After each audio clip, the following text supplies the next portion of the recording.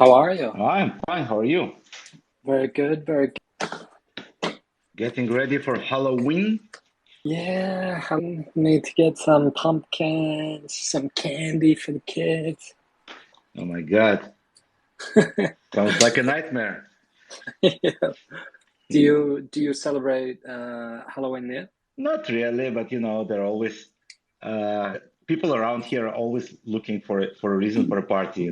So it's like Yeah, this is um, true. yeah, if you can go somewhere and have some fun, we will use this opportunity. Absolutely. And why not, to be honest? Yeah, so we have a very interesting topic today, Nephrite, which is a super interesting application coming up on Beam. It's a confidential stablecoin application, and we're going to talk a lot about it. While people gather a couple of updates, the 7.2 was slightly delayed because of really kind of small technical issues. We found some small bug, and then we fixed it, and then we forgot to merge something, and so it was supposed to be released last week, but it will be released probably tomorrow. It's kind of already ready and just to package it and release it. It includes, as you know, the asset swap feature and many improvements. And immediately after that, we will move to the bridges and the decks, which are the bridges are ready, and we also found a small bug recently. We fixed it, and the DEX is still being built, but I hope be out by end of this month. So Nice. things are moving very nicely.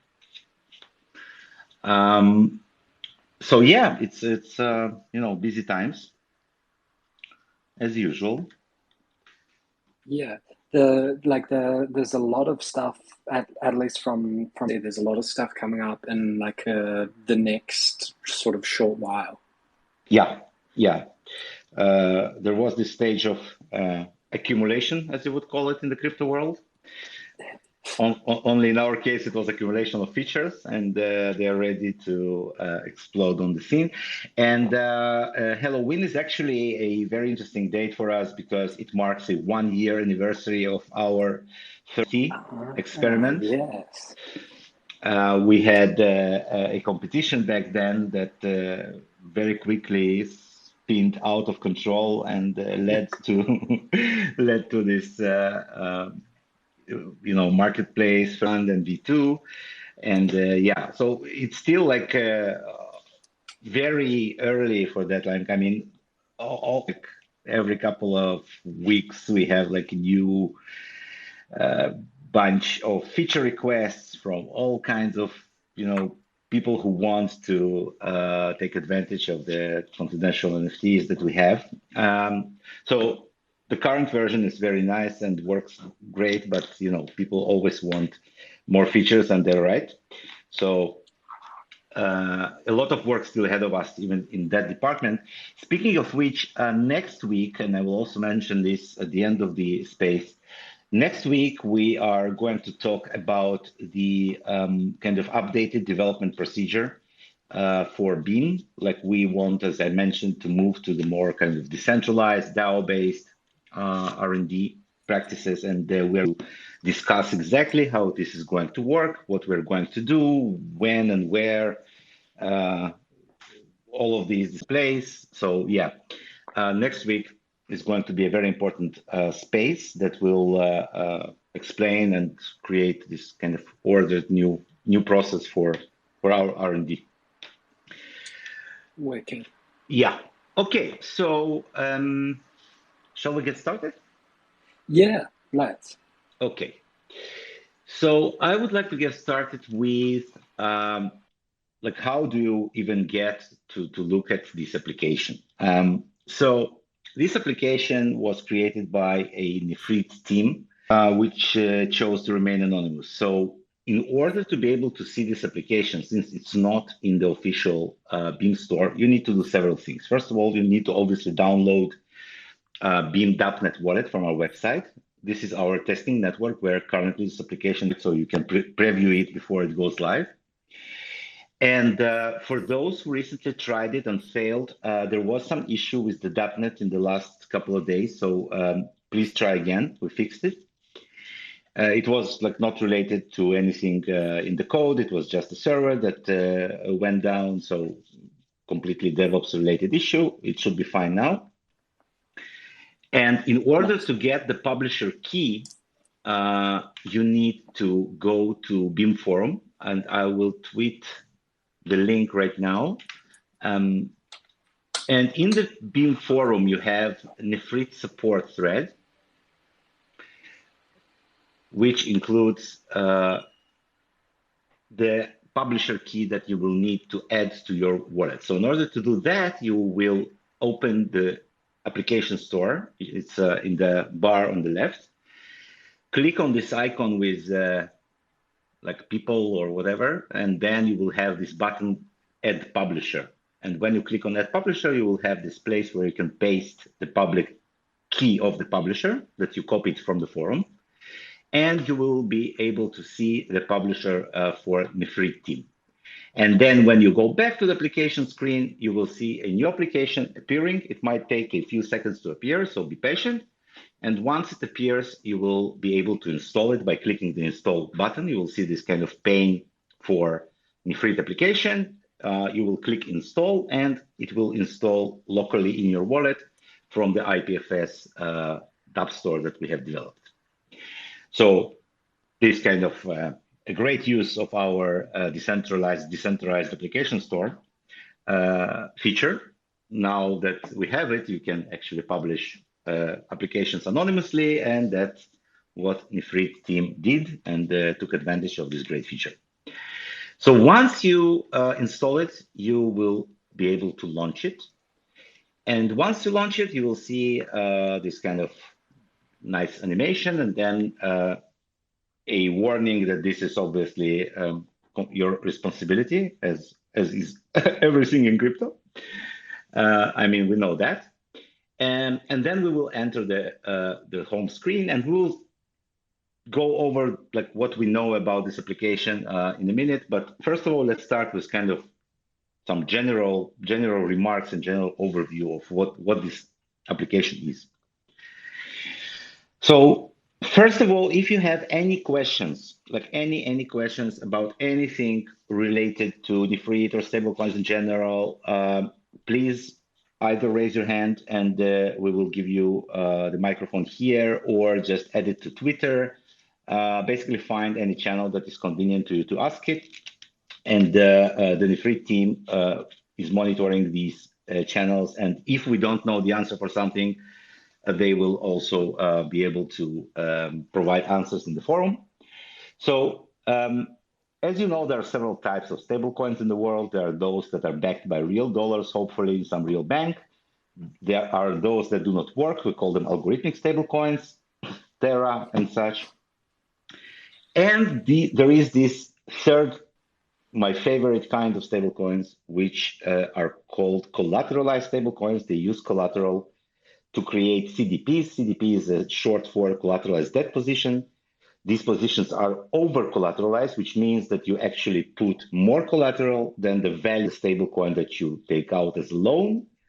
And then it provides this cushion to still maintain its peg. And in this specific example here, Nephrite is pegged to $1. Even if the value of the collateral goes down, until it reaches this critical threshold, you're fine.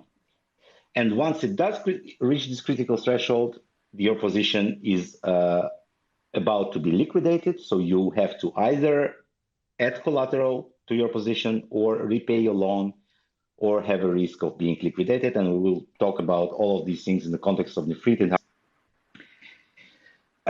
Nephrite is loosely based on Liquidity, which is another very respectable stablecoin on Ethereum network, I think. And we will see a lot of similarities, but there are also some differences that we will also outline. Of the most famous example of this type of stablecoin is MakerDAO DAI. And the main difference between Liquidity approach to governance and MakerDAO approach to governance is that in MakerDAO, first of all, you have several financial parameters that you control through the DAO, which are the collateralization ratio itself and the interest rate. And also you have an auction process. When your position is about, there is an auction that takes place to determine who will be the winner of that auction. So in Liquidity, they took a different approach, which Nephrite also uses, which is simpler and hence, in my opinion, also better. There are no controllable parameters. There are no application that needs to be periodically voted upon. So in general, excluding the issues and bugs, you could make this contract completely, uncontrollable, unupgradable, and I think eventually that's what will happen. And when the election process starts, there are basically several kind of red lines, and when the entire system is about to be under collateralized, what will happen is that this specific position, without any auction, will automatically be liquidated through the stability pool in which everybody can participate. And once even the stability pool is not enough, then basically this position will just spread on all of the positions. So without any auction and without any human participation, the system can maintain its peg quite efficiently. And if you look at the performance of Liquidity during the last difficult times, you will see that it works really well. And this is like, how, out of curiosity and also for those listening, how old is MakerDAO and relative to Liquidity, for example? Oh, it's a great question. I think MakerDAO is definitely older. I'm not sure about Liquidity. Let me check CoinMarketCap real quick. It's not the best indication. I was trying to bring Dima Bonder to the space, but he is busy, I think, because he's the greatest historian of stablecoins. He knows all of this by hand. Let's see, it's called LUSD, I think, right? The Liquidity USD. Let's see where it goes back to all time. 1 second. Around April 21? So a little over a year? Yeah, that's what it shows here. Let's see if we have any additional information.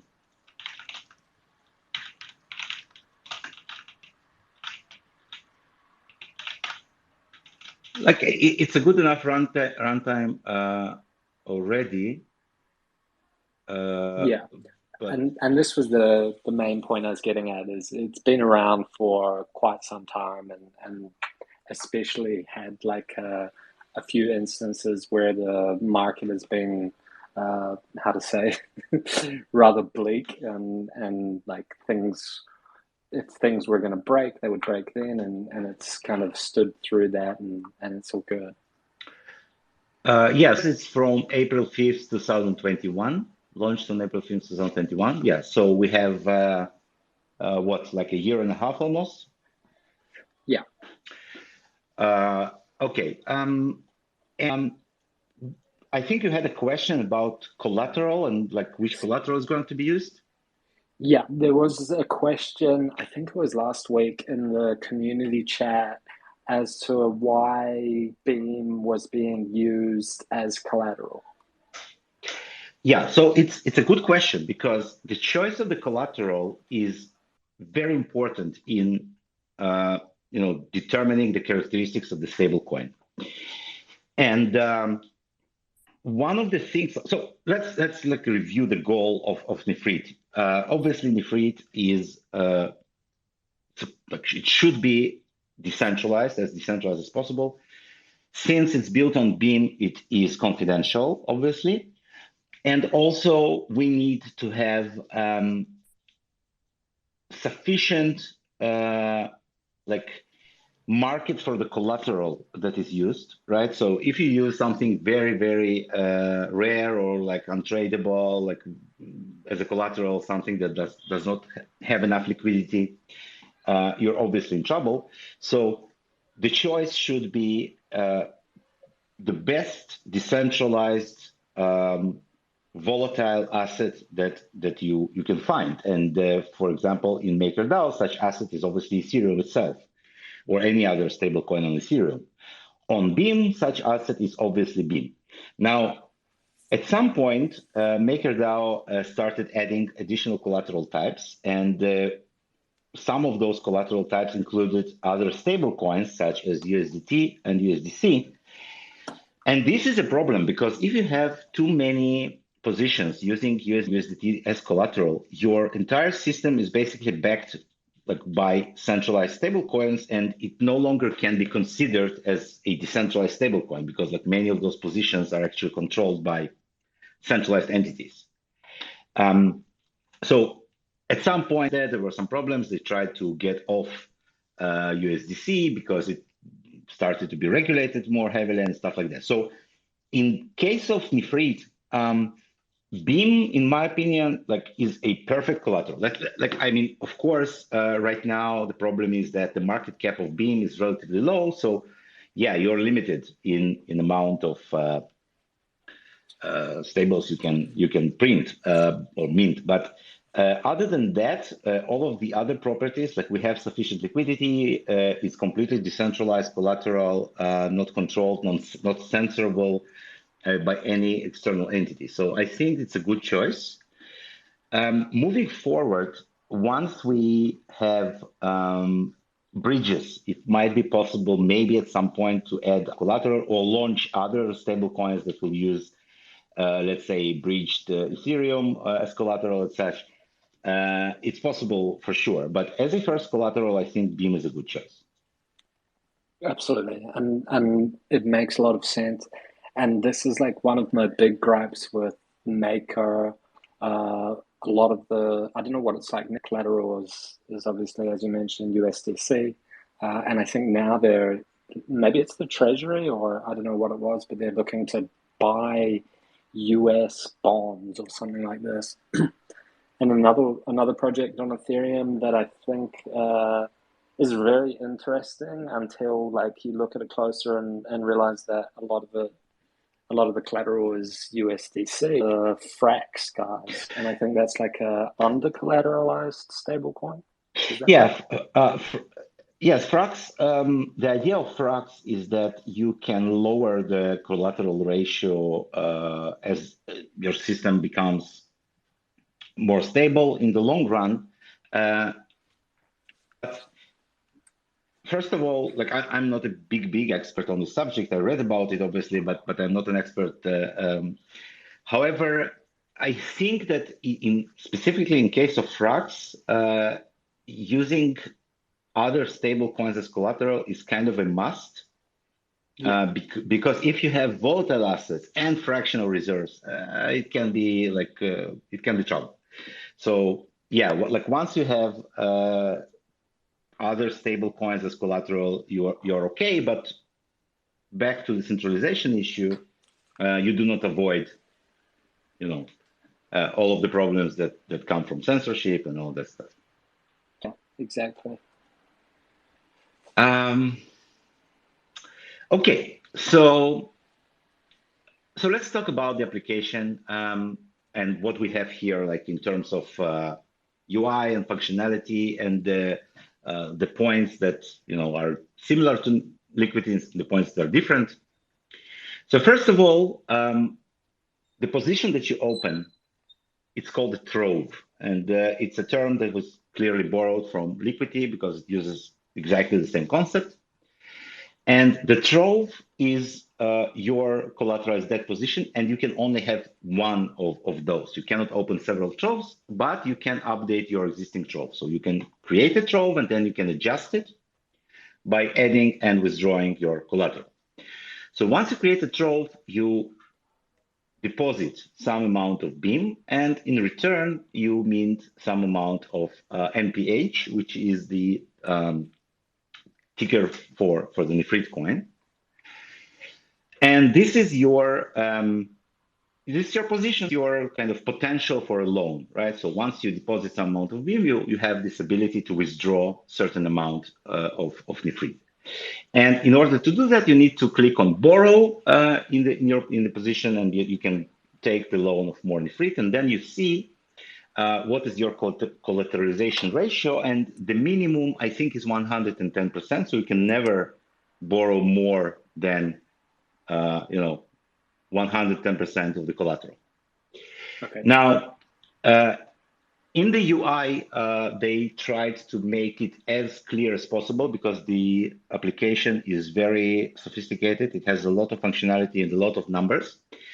So every operation is accompanied by these tools that try to clarify the situation. So for example, when I go into my trove and I have right now about 7,200 BIM in the collateral, it's .NET BIM, so don't get excited.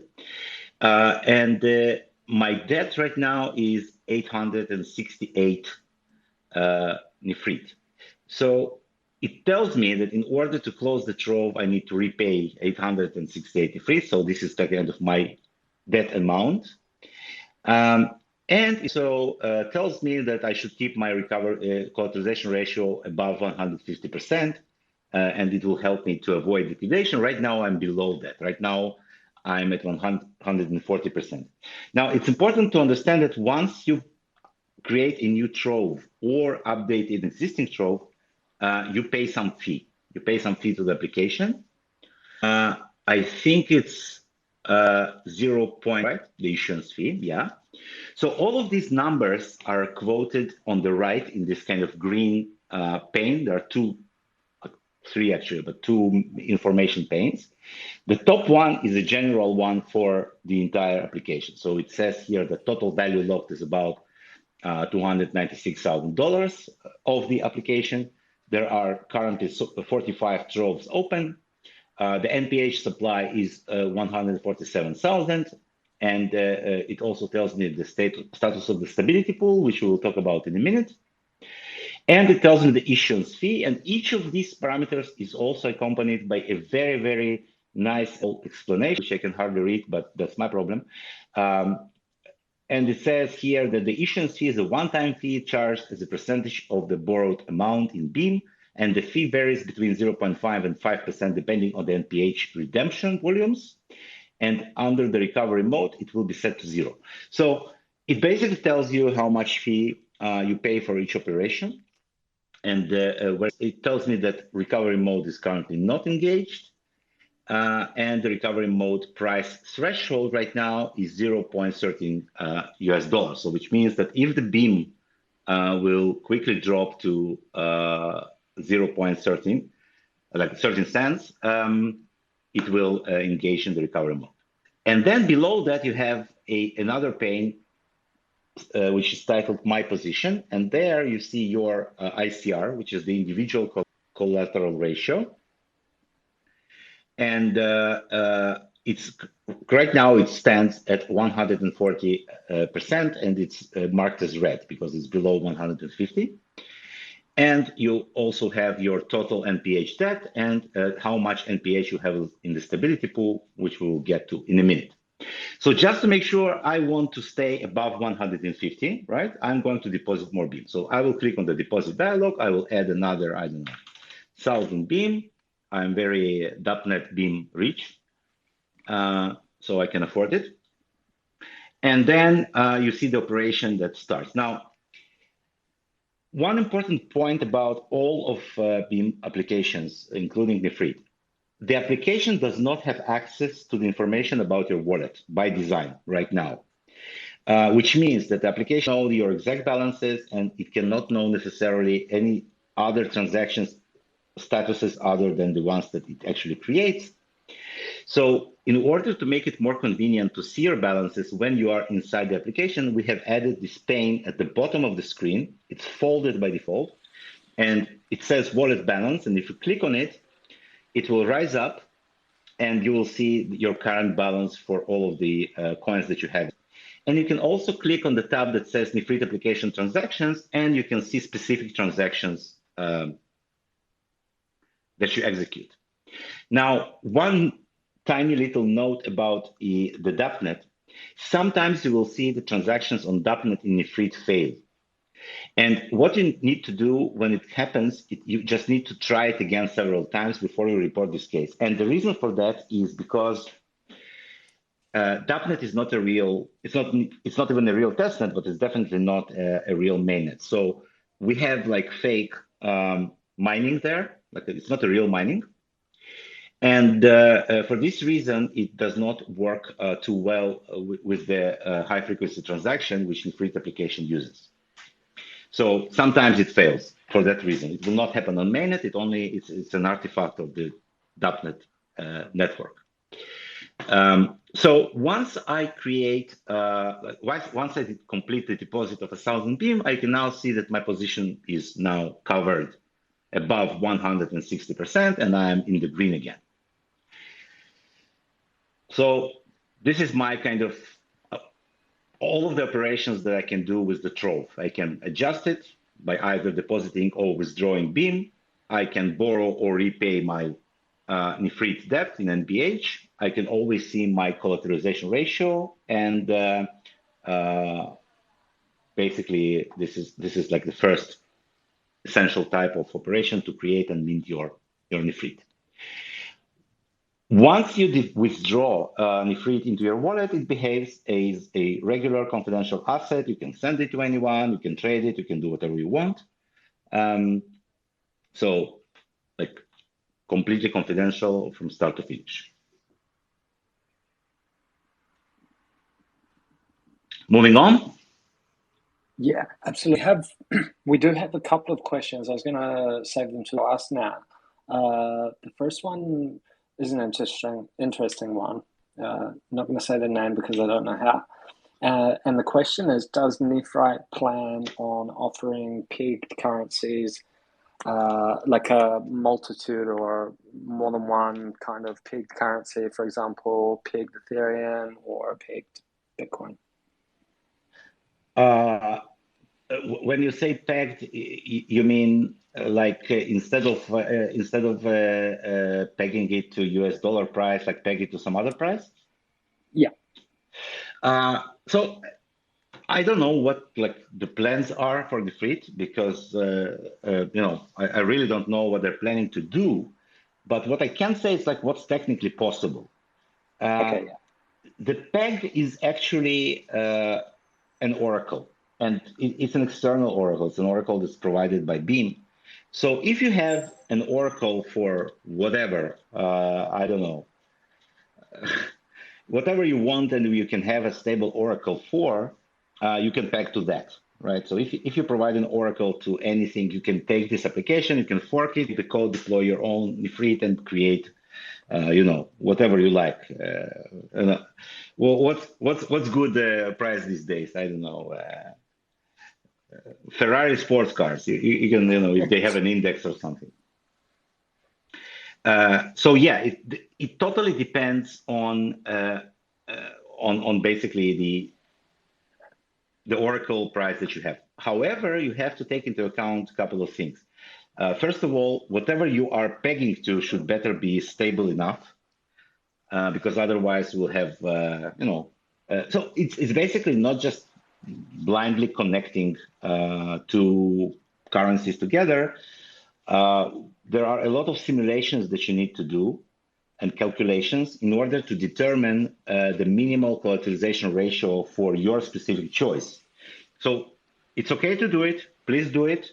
We will help you with whatever we can. We will provide you an oracle. Just come to us. But just make sure that you do all of these things, and then it will be better. Otherwise, your stablecoin will go unstable very quickly, and that's not a good thing. No. We did have one other question, and I guess it's also directed to the Nephrite team. But does the Nephrite, or do Nephrite plan to show us a shader, some code? How I'll settle for a coming soon website. Yeah, I don't know anything about the website. I know that the code will definitely be published and it's audited. Uh, we helped with the audit, so we know. Um, Cool. in general, anything that starts with "Does Nephrite team plan to" is best sent to their Twitter or the forum, the Beam forum. We have created a section called Nephrite support on the forum specifically for these purposes. So please just, take all of your thoughts and dump them there. Um, so yeah, the code will, like, it's not possible to launch a contract without showing the code. What are we, Androcronia? Um, no, I'm kidding. uh, yeah, the code will be shown and it will be verified and audited. Yeah, no doubt about it. Um, yeah. So okay, so let's move on to the second part of the application, which is the stability pool. It's the top right kind of button in this four different types of activities, very organized, this one. And the stability pool is very important because it actually is this liquidation reserve to ensure the overall, stability of the system and its health. And the stability pool rewards people who deposit their Nephrite back into the system, and then this Nephrite can be used to buy out weak positions. And we will get to that in the third part, which will deal with liquidations. And in return, you earn two things. First of all, you earn liquidation revenue, which is counted in Beam. Okay, when the position is liquidated, it is liquidated at a penalty to the original position holder, and this is the incentive for you to maintain your positions healthy. Because if your position is liquidated, you are basically punished with like some amount of your collateral, and this profit goes to the liquidator. And this is why, liquidating positions is a profitable business, and it's profitable even if you don't hold any Beam or Nephrite or whatever. You can just earn by liquidating positions. So obviously, in most cases, I think it will be smart bots that will take care of that. And I probably know the names of some of the people that might operate such bots, but I'm not going to tell you. But yeah, when you see a position that's weak, you can just liquidate it, and you will just, instantly earn from it. Not like it's a very very straightforward operation. However, what happens if there are no weak positions? Everybody is so rich and healthy, and all the positions are great, and the Beam price is always rising. Why would you put your Nephrite then into the stability pool? And this is where the second part of the compensation comes in, which is the BMAX yield, basically, right? The yield coin can be generally any meaningful asset. In this case, because this application was launched on Beam and is how would I put it, integrated in some way into the BMX ecosystem in general, it will do a BeamX as a reward for people who are staking their Nephrite. Now, the amount of BeamX that will be allocated and in this process needs to be decided by the DAO. So this is what the upcoming vote is about. Because what will need to happen is that there will be some amount of BeamX, which is now controlled by the DAO, allocated and used for this yield in the Nephrite application. It's mutually useful for both parties because, first of all, the BeamX DAO obviously gains a great stablecoin, in terms of the functionality and the idea is very important addition to the BeamX DeFi in general. And also, people who are engaged with the stablecoin, they get BeamX in return, so they stay within the ecosystem, they participate in voting later, and this is how the adoption happens. So it's kind of mutually very kind of profitable integration for both sides. That's the way it was intended from the very beginning. And obviously, it's pending the DAO vote to approve because we don't just give BMX to anyone just like that. But once this vote is accepted, and I hope it will be, then it will be possible to create this kind of pool of BMX and allocate it to the Nephrite application to distribute it as profit to those who put their Nephrite into the stability pool. It was a long sentence, but I managed. That's really interesting. And I guess this poses a question from my end. If I remember right, Liquidity, they have the LUSD, and they also have LQTY, I think it is. Yes. And because it's like governance free pretty much, the LQTY is put into like I don't know what it is, but I don't know what they call it. But it's a contract whereby like the LQTY holders deposit it and get like some of the revenue that's been created by the protocol itself. Yeah, absolutely. What would happen in this case for Nephrite?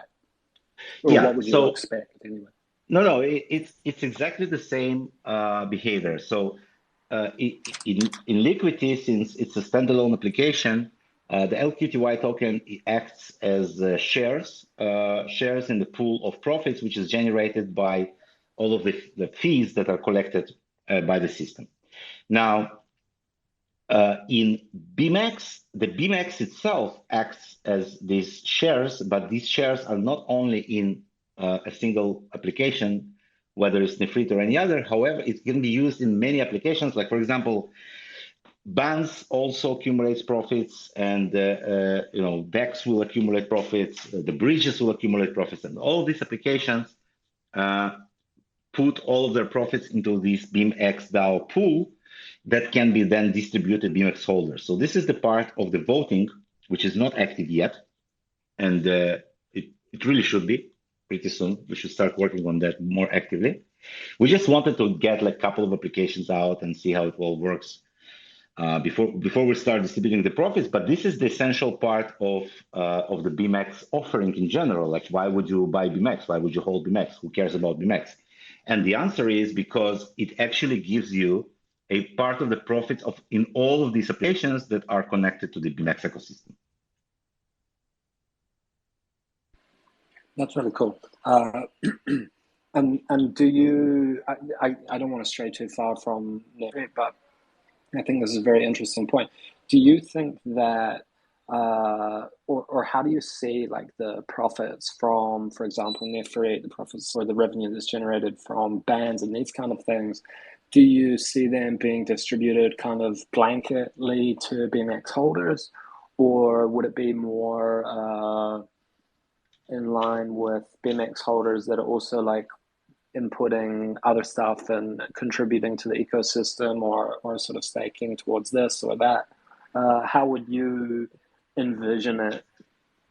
Yeah, so this was actually described in the DAO white paper originally, like the section that talked about the voting process. We described two types of votes. We have special votes and we have like regular votes. And special votes are created for the occasions when we have a decision to make on a specific topic, and this topic is raised in the forum, discussed, and then if it's considered important, is forwarded and promoted to the on-chain vote. The regular vote, differently, it's a vote that takes place every voting period, which is 2 weeks. And in this vote, whoever staked their BMX for this specific voting period participates in the decision of how to distribute the profits for this week, which means you can either distribute them to the stakeholders, which have been locking their coins in this voting period, so the voters of that period, not just anyone who just holds BMX anywhere. You need to actively participate in the voting to get that. Or you can keep them in the reserve, you can burn them. So it's, I think it's phrased as BRR, like burn, rebate, or reward, right? So these are the three options that you have. And you take of the accumulated profits and you divide it into three parts, one which will be distributed as dividends, one which will be preserved for, I don't know, can be many things, financing development, or providing some additional protections for other applications, whatever the needs are, and some can be even burned to increase the overall value of something. It depends on exactly which profits are accumulated, because the profits can be accumulated in several different currencies. It doesn't necessarily just be in the future. But yeah, in general, this is the scheme that we have described, and you can. I think it's like the document is still there somewhere. We can surface it up and review it together, because this is actually the next step for the DAO voting process. That's wicked, and that clears it up a lot. Yeah. Okay, so move on to the third part, which is liquidation. It's the most fun part.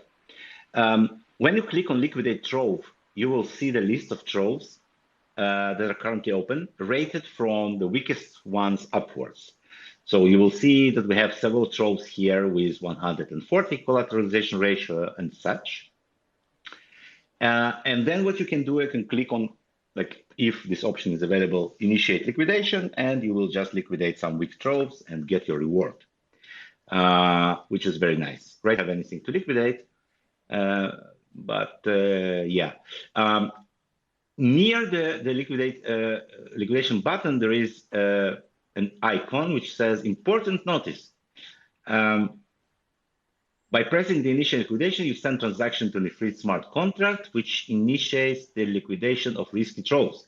You don't have to repay a debt of the troves. You only have to pay a gas fee for the transaction, and the system will liquidate the troves by itself. You will get 10 Nephrite for each liquidated trove as a reward. And nice. You can liquidate, a maximum of 10 troves at once. By the way, where does these 10 Nephrite comes from? It comes from when you are creating a trove, like when you are creating a position, there are 10 Nephrite set aside from the Nephrite that is owed to you after you create this position, for that specific purpose, to pay for your liquidation. So it's kind of you put aside your funeral money beforehand, so we don't have to drag your shitty position on our own accord.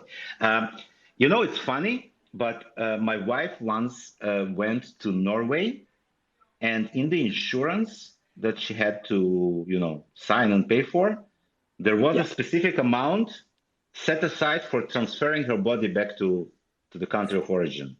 Oh wow! Yeah. I've noticed this a few times when I've got travel insurance, and it always has like the amount for that, and there's like a specific word for this. I don't know if I can remember it, but it's like repatriation or something like this. Oh my God. The word sounds really like innocent, but then the first time I heard it, I didn't know what it was, so I googled it and thought, oh God.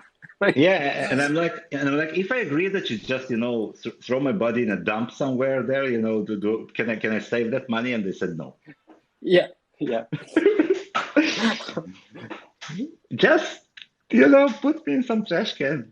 Who cares? No. Okay, so this is the liquidation part, and let's move to the very interesting part, which is actually the one that is different from how liquidity operates. Yeah. I have one really quick question. Sure. On the liquidation page. I've just withdrawn my maximum amount of Nephrite from my trove, and if you look now on the risky troves, I'm the most I'm the riskiest risk taker on the Dapp net right now, and I want to ask, when do these become? I mean, I know the answer, but I also want to make it super clear. Does this become liquidatable? I don't know if that's a word. Liquidatable when? I think it's at 110%, right? That's what I believe also. Yeah.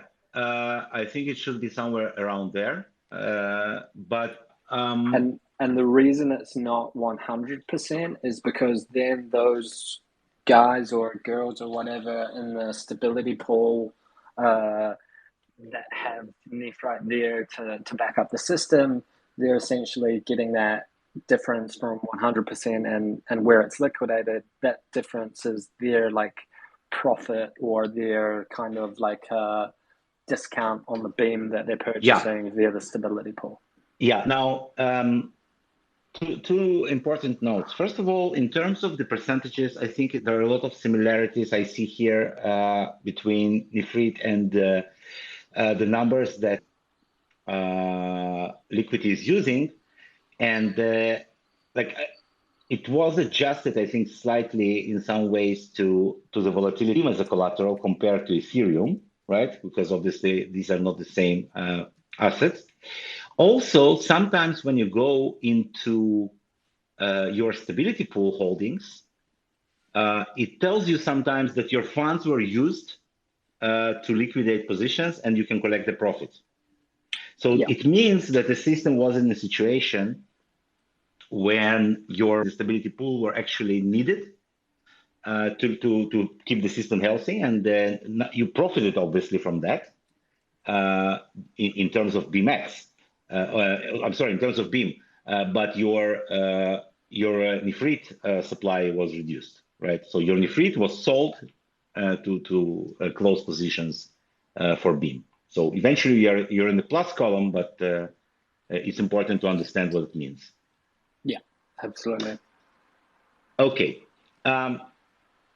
So the last part is called redemption. Sounds very promising. But what it means is that you can actually bring your Nephrite coins. Let's say how much do I have here? Let's do it. Okay, so let's say I will take like 200 Nephrite, and it will give you back Beam at the current price. So this is something that I believe does not exist in Liquidity, and the idea here from the theory that I overheard, and I'm not an expert here, but the idea is that it's like, it's called a system of gold points or something. So it creates this kind of arbitrage opportunities when there are like differences. So it's like an additional mechanism where you can exchange Nephrite directly for Beam. Okay, yeah. Yeah, so when you click confirm, so it gives you back the amount of Beam that's equal to 200 Nephrite. Let me see how it works. Okay, yeah. So you have this direct redemption option, which you usually don't have. By the way, you don't have it for your fiat currency, right? You cannot come to the bank and say, give me please, $200 worth of goods. I'll take this chair. It looks like $200 for me. And one question with this: where does the beam come from? It comes from the weakest trove, from your trove, basically. Okay, cool. Come to think of it, it should have come from your trove. And the reason is that obviously we want to, let's check, by the way, one second. This is interesting. Let's see. Yeah, I see your percentages improved. Okay, so you can only redeem, you have an open trove. If somebody has an open trove and you have Nephrite, let me improve your situation a little bit more. This is fun. Anyway, one interesting that I want to make sure, like there is one thing that's crazy confusing. When you go to the stability pool and you do withdraw, let's say, I don't know, some amount, if you take a look at the transaction that you're getting not only the Nephrite, but you're also getting BMax. Nice. And that is coming from the Lord pool that is being paid out. Yeah. Yes. Nice. Yeah. So it's completely technical issue that it's basically once you are touching your reward pool, it just is the same. It's piggybacks on the same transaction, take out all of your profit back to you.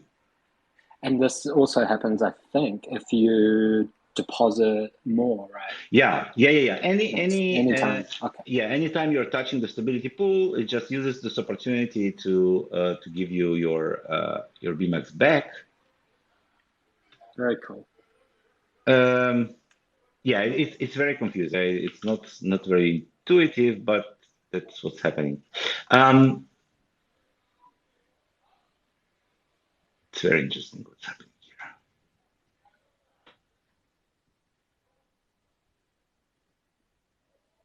And there was like there was a couple of questions about like who. I think that we've pretty much covered all of like the reasons and where the incentive lies for doing so. But there was a couple of questions on like who is expected to put up the Beam collateral to mint the Nephrite stablecoin, and why would they do so? Okay, so obviously, like I will do it. I don't have too much, but I'll do it because it's a good. In my opinion, it's a good way to make money here. You can. I will put it back into the stability pool if I'm not using it, and I will earn benefits from liquidations, and I will earn BMAX in the process. Like, why not? Yeah, totally. And I think like if you look at any of like the DeFi ecosystems, a lot of what people are doing is like using leverage in various forms and this kind of stuff.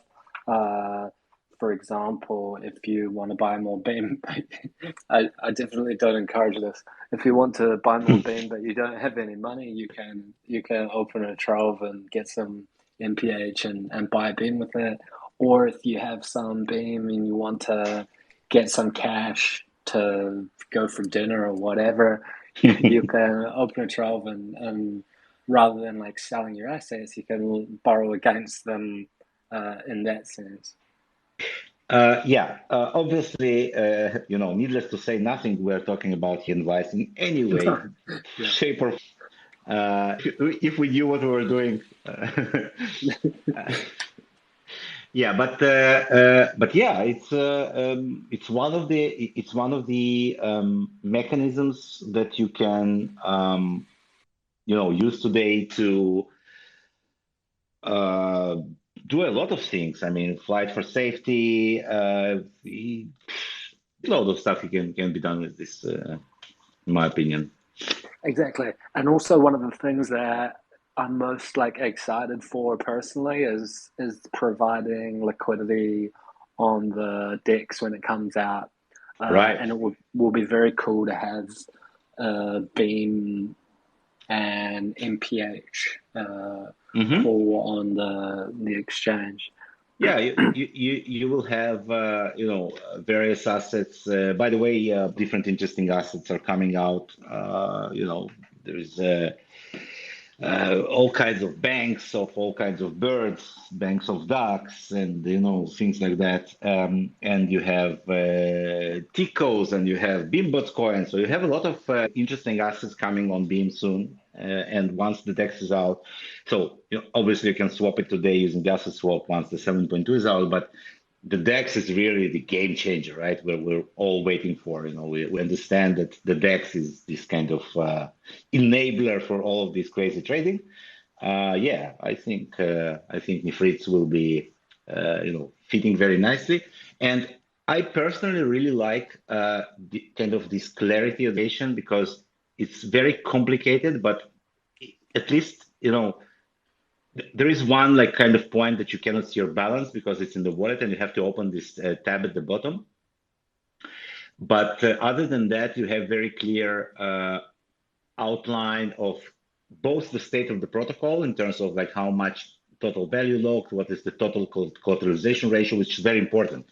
Like when you look at the TCR on the right, you see that the overall collateralization ratio is 200%, which is like very healthy, right? So it's very clear to kind of understand how much money is in supply, how much money out of that supply is in stability pool. So you can, with one glance, evaluate the stability of the protocol. And you know when you are nearing some problematic situations, what you should do. It's very clear to make decisions. You see your trove balance immediately. So this is something always my problem with the many protocols out there. Their UI was very confusing in terms of understanding what your position is. And I'm really glad that here it was solved, like this visual part. Yeah, very nice. Absolutely. And one thing I definitely want to encourage is for anyone that hasn't already and that's planning on using the Nephrite application, definitely have a play around with it on DAppNet. If you do have any questions and doing so, yell out in the chats and we'll do our best to answer you. Yeah, so please, install the Dapp wallet. Please play with this application. Ask all the questions you can. Find all the bugs you can. It's very important, and it's something we really need because as much as we are trying to test things, we're only limited amount of people with limited amount of systems. And also one of the problems is that we're so deep into this crypto shit, we miss obvious things that are obvious for us but are very not clear for other people who maybe use less of this of Beam system in general and these kind of stable coins in particular. So it's very important to raise all these questions, both about Beam and about Nephrite to the Nephrite team, so we all can improve our products and really make this useful and and fun. Absolutely, and a lot more to test on the DAppNet wallet as well. So be sure to download it.